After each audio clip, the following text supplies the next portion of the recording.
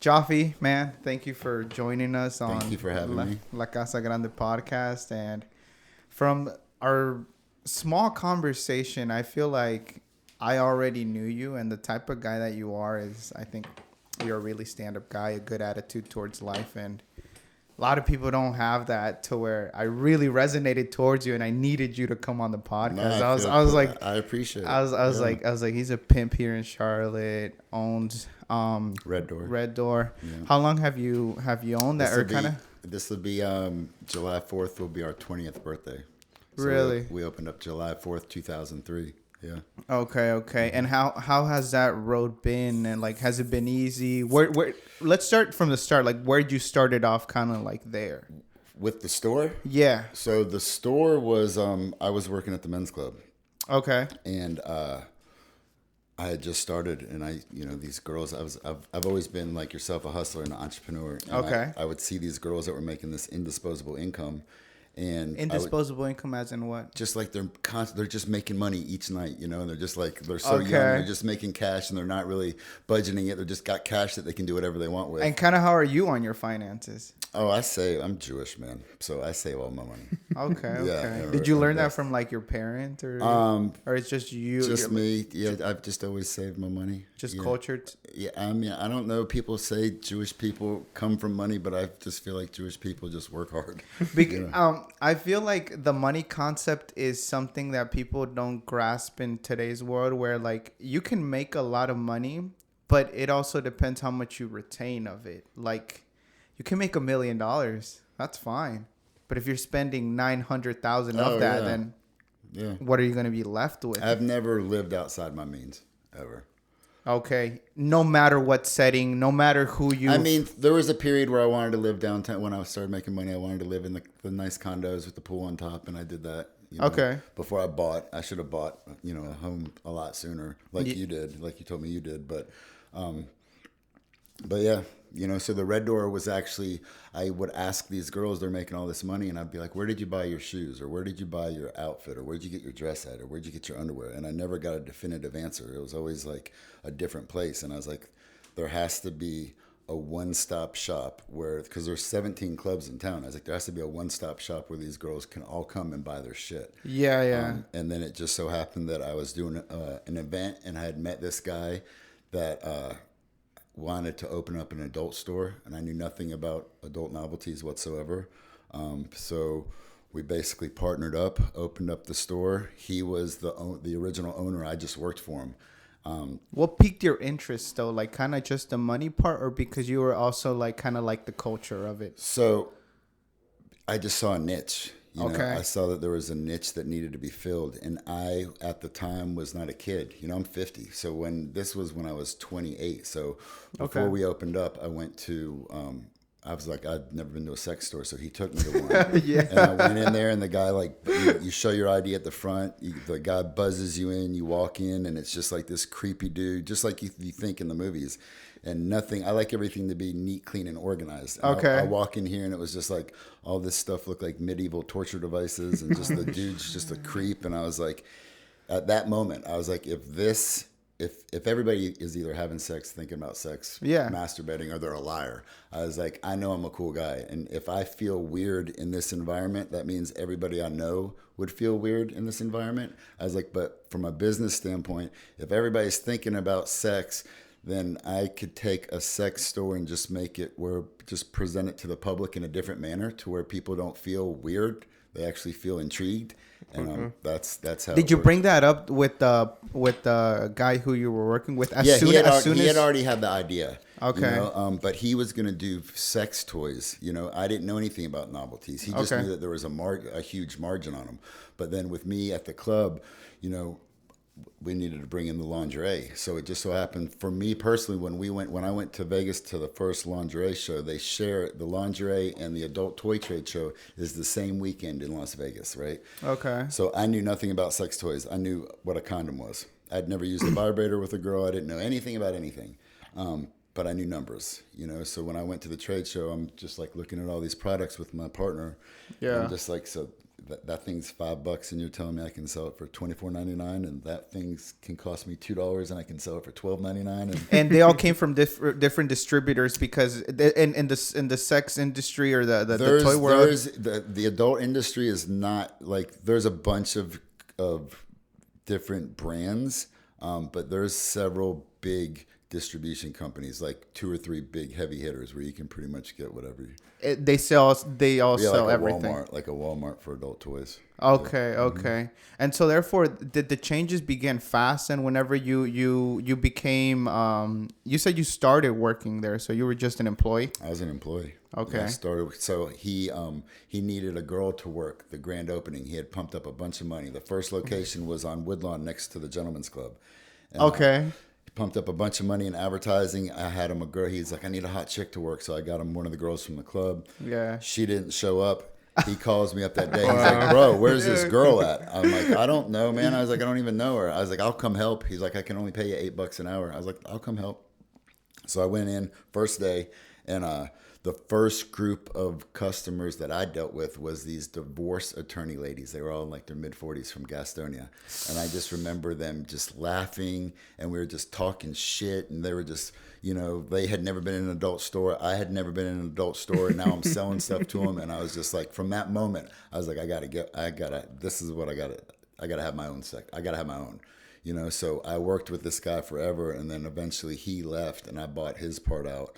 This was probably 12 years ago. So Red Door is like a huge corporation then, or We have is 3 stores. 3 stores? Yeah. That's you fully own it. No. There's partners. There's partners. Yeah, Oh, okay, yeah. okay. I'm actually only partners in one of them. Okay. But therefore, then you were attracted to that. Like, did you? I feel like people don't necessarily always see a niche or like start thinking like that. Yeah. So like, how far did you think you could take it?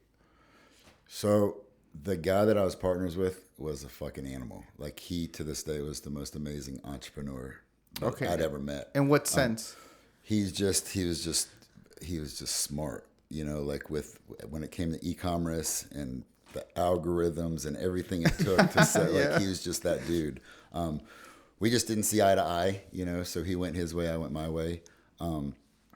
It could have scaled, you know, if my partners are older, man. They're like 75 years old, so there's no scaling. They're just content knowing that they own a sex store. Do you think, though, if you partnered up with somebody, like, I feel like, for example, a lot of industries are managed by older gentlemen.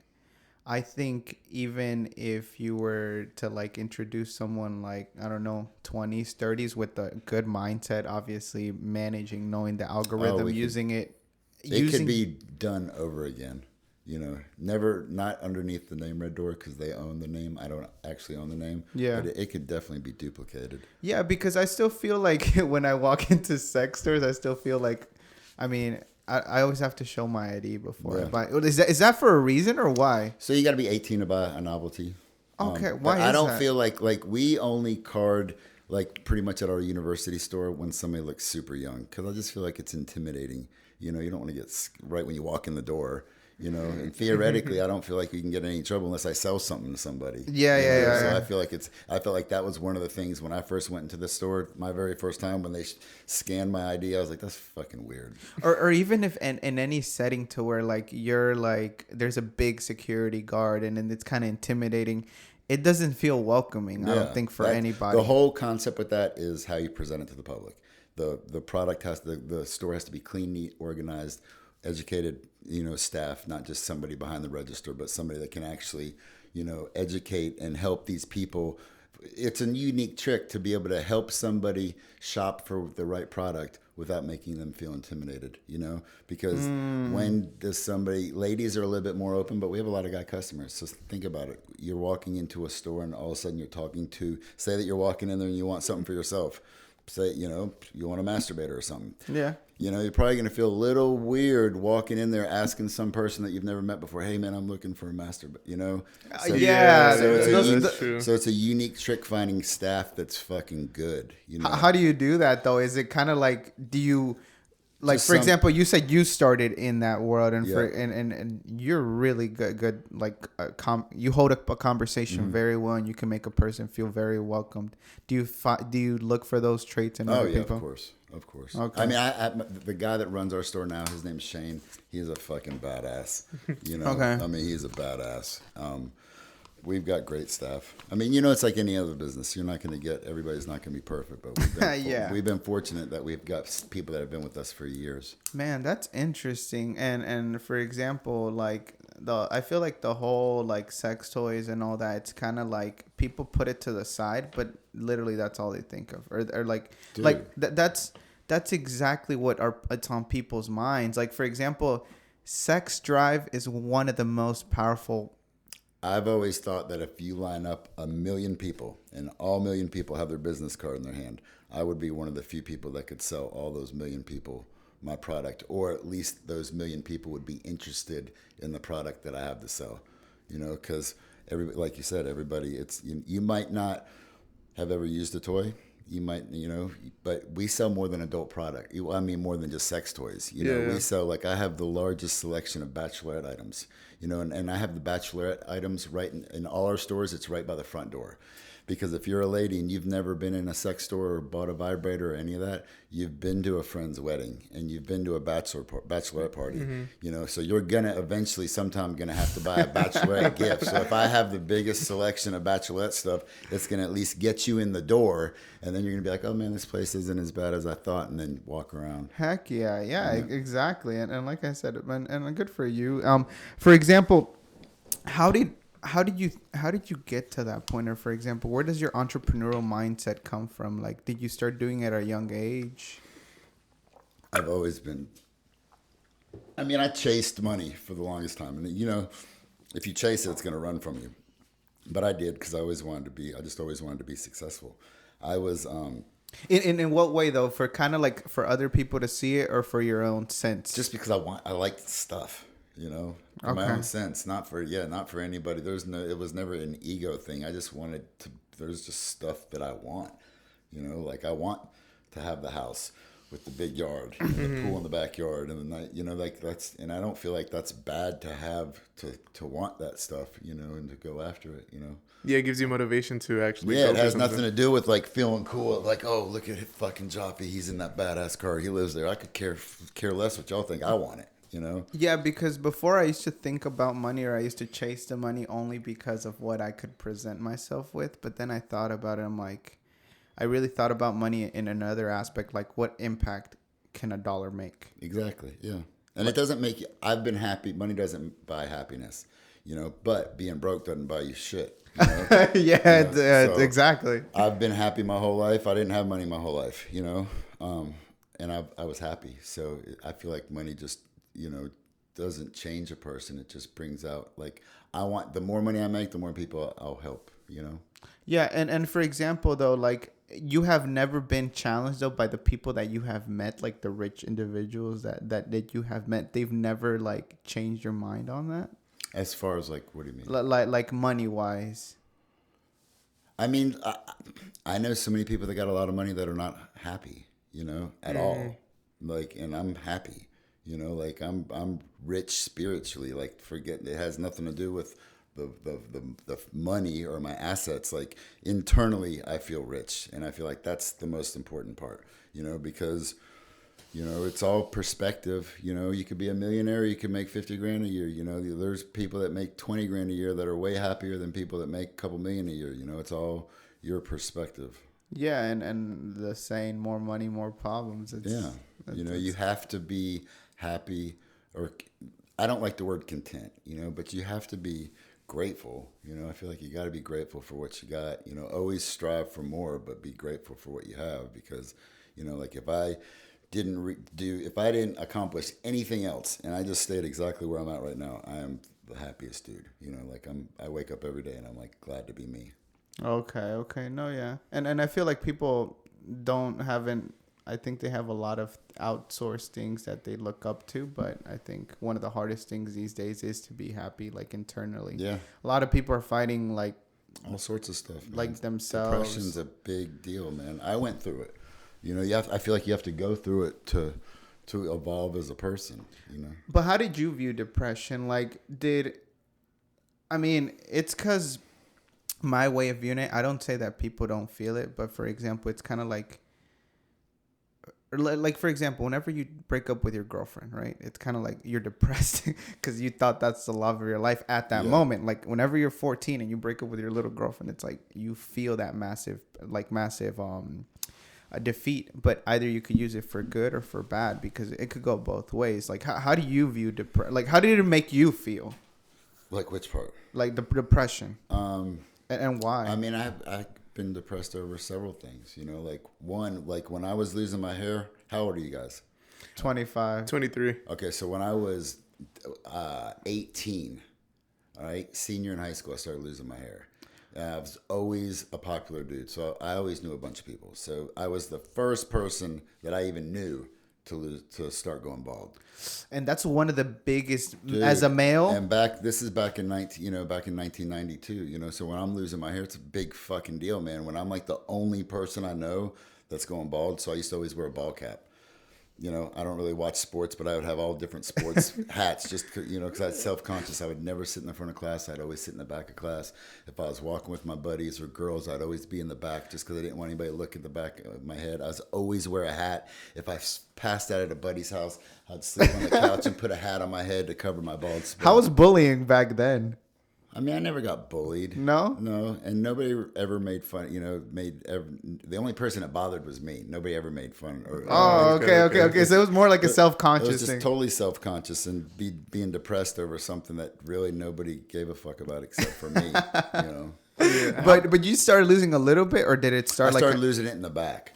Oh, and it was crazy. I actually didn't even know I was losing it. I was going to the prom, and I was going up the escalator, and my buddy Steve Snyder was behind me, and we both wrestled together. Yeah. And back then, when I had hair, my hair was thick like yours, so it was like, once it's ready, don't touch it, right? Yeah. So we're going up the escalator, and he pats me on the back of the head. He's like, "Damn, Joffe, you're going a little bald." And I grabbed his hand. I was like, "What the fuck?"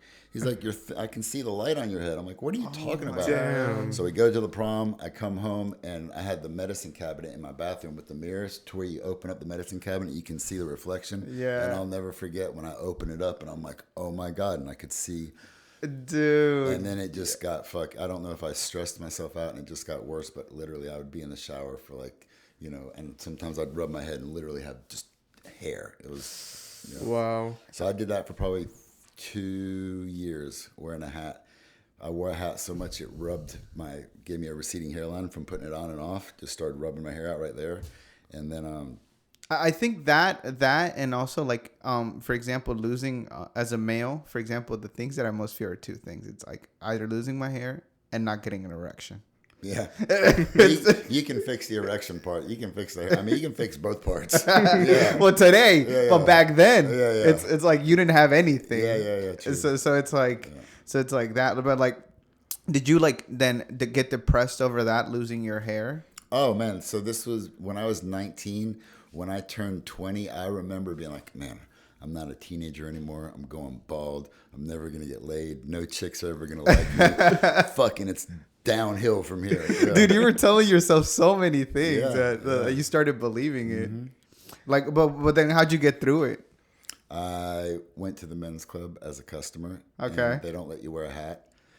So one time I was sitting in there and I have a little spot in the back of my head that grows faster. So if my whole head was shaved, there's like this one little spot. Till this day, it continues growing? To this day, yeah, it's like this little black spot. I don't know if you can see it. On that left side. It looks like a bruise. Yeah. So like if I was on the show Survivor and couldn't shave my head for a month, I would have like this, whoa. So I shave my head literally every day. Wow. But anyway, I had my hat off and I was at the club. I was like 21 and I kept rubbing my head because I had like a little crew cut. This guy at the table beside me, it just so happened his name was Matt Geiger. At the time, he was the center for the Hornets, for the basketball team. This Okay, is the way Hornets. back in the day. Like, Hornets existed? I thought Bobcats It was were the Bobcats, right? it was the Hornets when it was the first.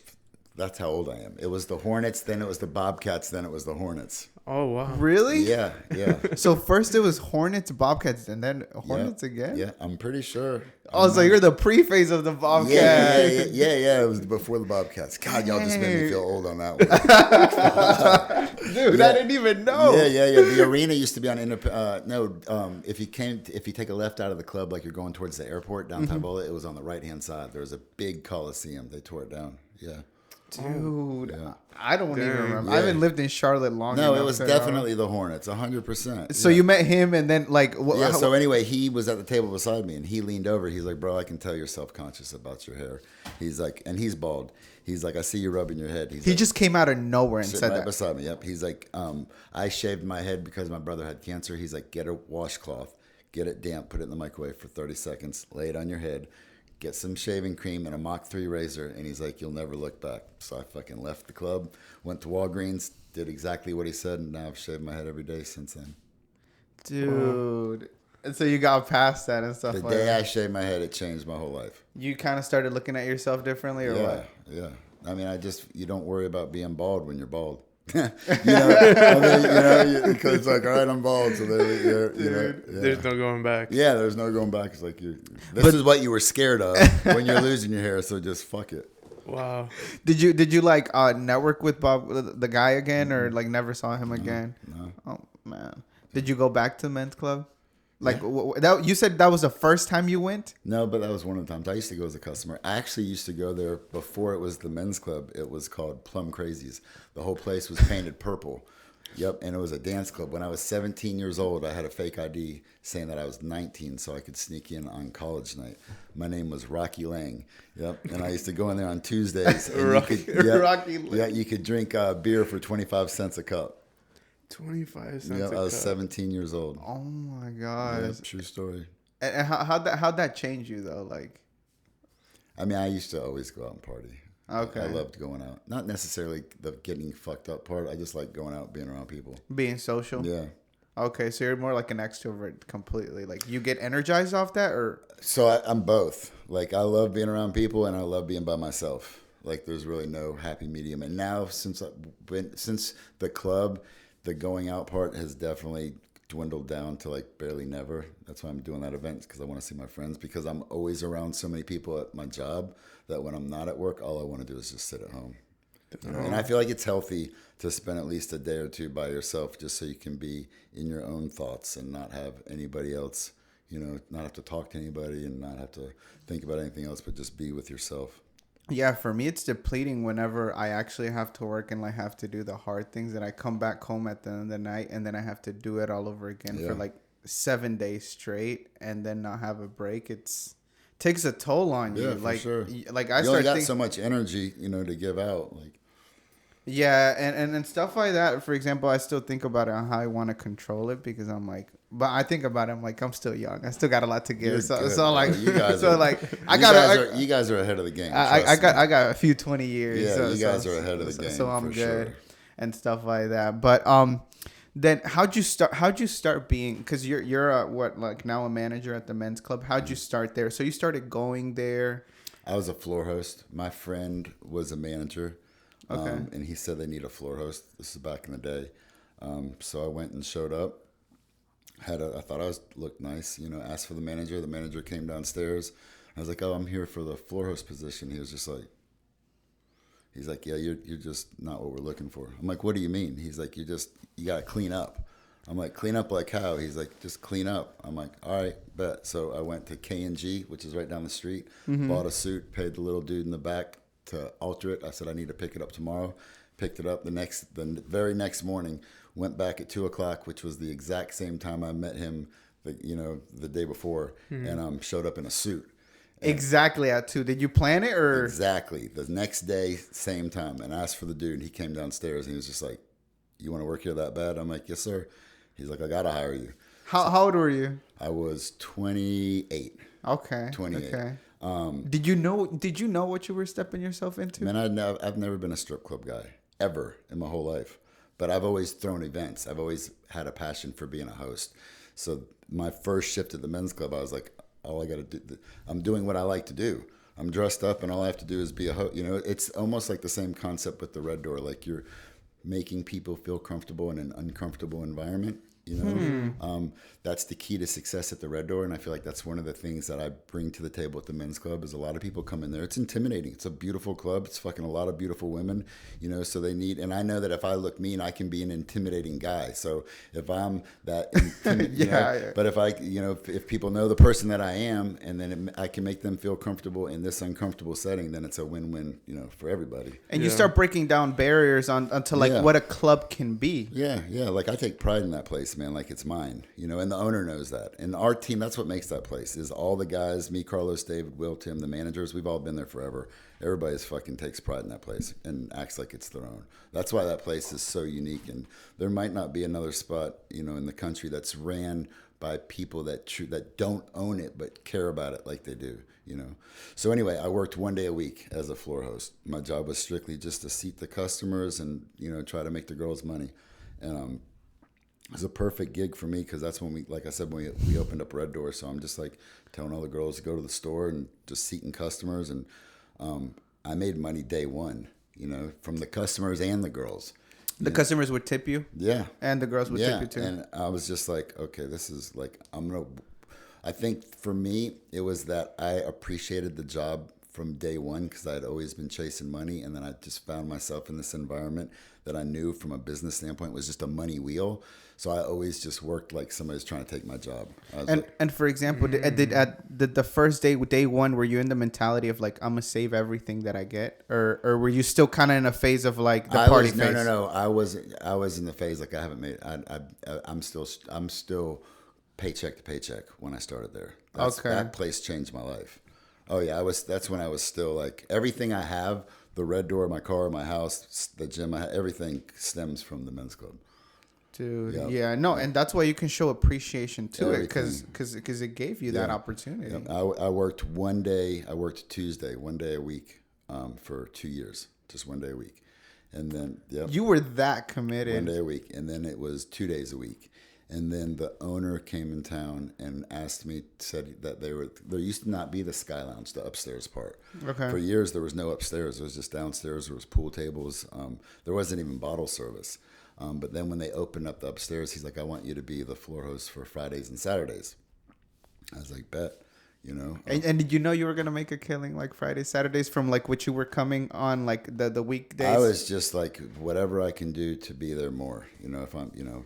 And what did you do on the side then? Like, were you still throwing events? Because you said you like being a host. So were you throwing events during the week or no? Yeah, I used to throw events every weekend for years. For probably 15 years, every weekend at a different venue.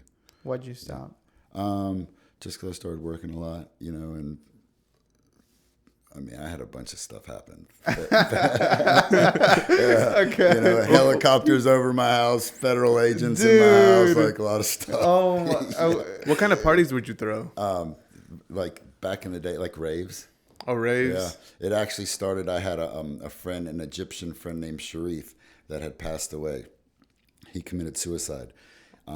how long was he, like, how long had you known him? Probably like 5 years. Okay. Yeah, just super good dude. Laid back, but he was a hustler, you know. Sold dope, but like hustled on them. But but Yes, but he was a hustler. But yeah, he hustled with cars also. He was just had a hustler mentality, and I always respected that about him. But he committed suicide. He shot himself. Did you know at all? Were you aware? No, nobody was. It was so out of the blue. Yeah. So anyway, I was downstairs. I had just pulled up right after he did it, and the clock said 12:22. Right. So I've actually seen that number. That's why I have that. I've seen 12:22, that sequence, every single day for the past 26 years since that guy passed away. Every day. Every day, bro. My 12:22 or 222 every day. Every day, multiple times a day. Like it's my Instagram handle's Joffe222. That's a whole different story. Yeah, it's an angel number. Yeah, it just means that I'm on the right path. But anyway, this is how the party started. There was I had always thrown parties in like high school and college, but never really like charged. Just did it because I liked being, you know, I was good at organizing people. But Sharif used to party too, so there was a club called the Pterodactyl Club. That's how you know you're old, is when the club's named after a fucking dinosaur. Where was it? Here in It Charlotte? was on Freedom Drive, right? So I knew the owner, and I was like, he used to let me throw after parties there. So I was like, I want to throw a party, because Sharif's family lived in Los Angeles, so there was no funeral here. So I was like, I want to throw a party in Sharif's memory. I was like, how much to rent your club out? He's like, $1,000. I was like, well, I don't have $1,000. I was like, how about we charge $10 a head at the door? The first 100 people that come through the door you get, and you can keep the bar. And then when number 101 comes in the door, I want to put my friend behind the register, and I keep the rest of the money. Shook hands. That was that. I made a flyer. I'll show it to you guys. It's called, it was called Life. And in big letters, I just put Life and then Joffe Productions and a picture of Sharif's baby face, right? Just so happened that was the day that it used to be called Ericsson Stadium, where the Panthers play today. When it first opened up, before it was Bank of America Stadium, it was called Ericsson Stadium. But then the stage hasn't changed. Same stadium, same arena. It was just changed names. So it was called Ericsson Stadium. Before the Panthers played, this was October 17th, 1997. Before the, don't quote me on that date, but I'm pretty sure. Before the Panthers even played there, the way that they did like the grand opening for this badass arena in Charlotte was they had the Rolling Stones play. Right. For real? So the Rolling Stones played at the stadium. Mm-hmm. So you got like 80,000 people, and then you got Joffe doing a party for his buddy at this place that just happens to be one block across the street. Dude. It was like a perfect storm. So I shook hands with this guy. First 100 people, you get that, I get the rest. I had 1,000 people come that night. So I was 23 years old. I made $10,000 cash throwing a party for my friend that passed away, and I was like, whoa. And at that moment, I was like, that I looked at that like that was just God saying that, like I knew I was good at throwing parties, but I knew that could be duplicated on the regular. And I knew that if I did that for to this day, that's the most money I've ever made in my life. In one day? In one day, ever, was throwing a party for my friend that passed away. Yeah. And I think, though, like, if we look at the symbolism of that, it's kind of like how like the circumstance of how perfect the time has to be that they're opening their stadium and then you're throwing up 80,000 people. Oh yeah, it was unbelievable. It was literally unbelievable.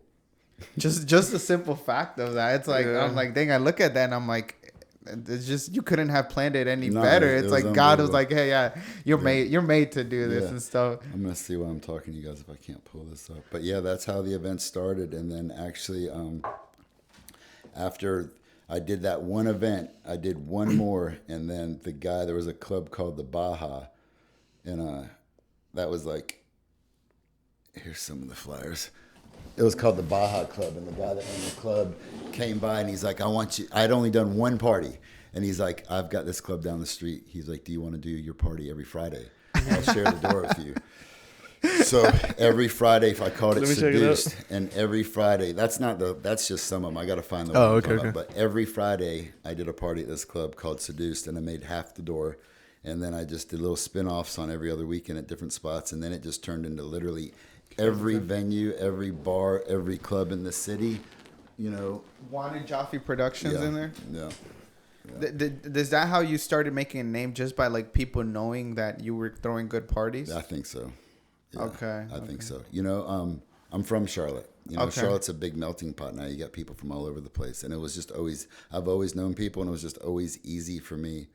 For example, this one Sunday night that I'm doing, I literally came up with the idea 4 days ago on the treadmill, because I was just like, man, I haven't been out since my birthday, which was back in September. I was like, I've been out twice in Charlotte. It sucked. It was just not fun. I was like, I want to see my friends. I want to, catch a little buzz. So I was like, I'm going to throw a party. And that's exactly how it went down. Yeah. Well, how much has the scene changed? Like, for example, the club scene of what it was before to what it is now? Nothing. The name of the venue changes, and the cosmetics of the venue changes. Okay. Meaning like the club's obviously a lot nicer. The venues are nicer. Same music, same people, just younger generation. Getting recycled over and over. Yeah. I think the difference from when I was coming up in Charlotte, I know the difference is that there wasn't as many options. Like now on a Friday night, if we wanted to go out, there's a bunch of places to go. Yeah. Back then, there wasn't a bunch of places to go. It wasn't that, and there was still a lot of people that lived in Charlotte. So when I did my parties, everybody that went out, went there. It wasn't like some people went to downtown, some people went to South End, everybody that went out and partied went to the same spot. Yeah. For a long period of time, and that's pretty powerful because then it's like a community of people, Yeah. Because right now there's just like so many options Yeah. to where like nightlife breweries mostly are popping up everywhere. And There used to be a club. It used to be called Midnight to 6, and it was downtown. That was the name of it. And bro, they used to have such good names. it before. opened up at midnight, and it closed at 6 in the morning. What changed that though? Is it? There was a sheriff or somebody from Florida came and passed. It was called like the rave ordinance. Like they passed an ordinance for the raves because we used to throw, not just me personally, but because there were so many, and that shut it down. But yeah, all clubs used to stay open till 4. Wow. We used to stay open past 4. We would have warehouse parties till like the sun came up, and then sometimes I remember one time I rented out. Somebody did this huge festival. They had I forget the name of the band, but it was a huge. I mean, it's like 5,000 people, right? He had the Hornets Training Center. The guy, his name's Jody Sullivan. What is the name?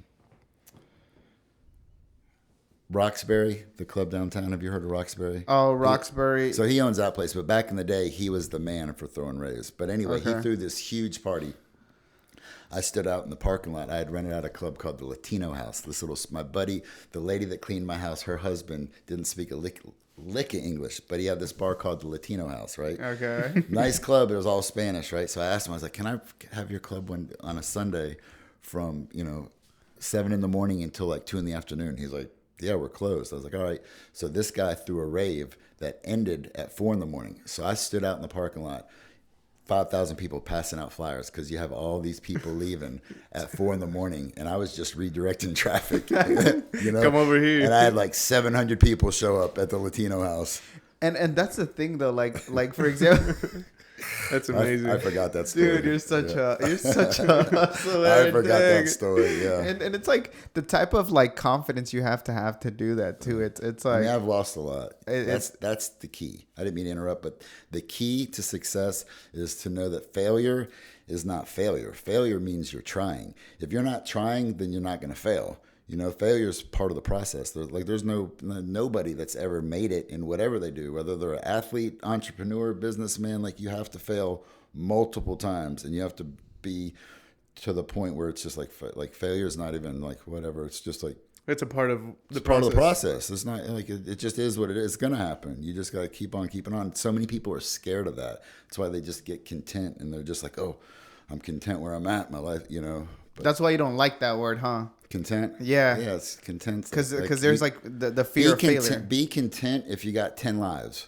You know what I'm saying? Then you can be content. You got one life. Why would you want to be content if you got one life? And you don't know when the man's going to pull your card. I'm grateful to make it this far. You don't know. We don't know when dude's going to say it's time for you to go. So why not fucking do as much as you can possibly do? They say that there's been studies that when people die, they ask them a bunch of questions, and the one thing that they all had in common is they regret shit. And that's what you don't want, man. You don't want to fucking regret anything. You'd rather try than be like, man, I wonder what would have happened if I did that. It's funny that you say that because, like, the one thing that, like, for example, I walk into, like, networking events sometimes and, like, there's people I don't even know. Like, and, for example, me to walk into, like, any space of, like, a professional area, it's kind of like, look at my, like, I'm brown, and then it's all white people around me. And sometimes I'm at a point that I even like sweat it. I self-doubt like overcomes me. But then the one question that I asked myself, I was like, am I going to regret this if I don't go in? If the answer is yes, 100%. Yeah. I'm going to go in. Yeah. You got nothing to lose. Yeah. Yeah. And it's like, I feel like people are so held back today, like by the fact of fear. It's like, and I just see so many successful like entrepreneurs, like even in the tech world, like people like I think can look at that in a grim way or can look at that in an optimistic way. It's kind of like we're living in the best time of like anybody would want to be here. I mean, there's crazy stuff going on, but it's it's like information is free though. Yeah, yeah.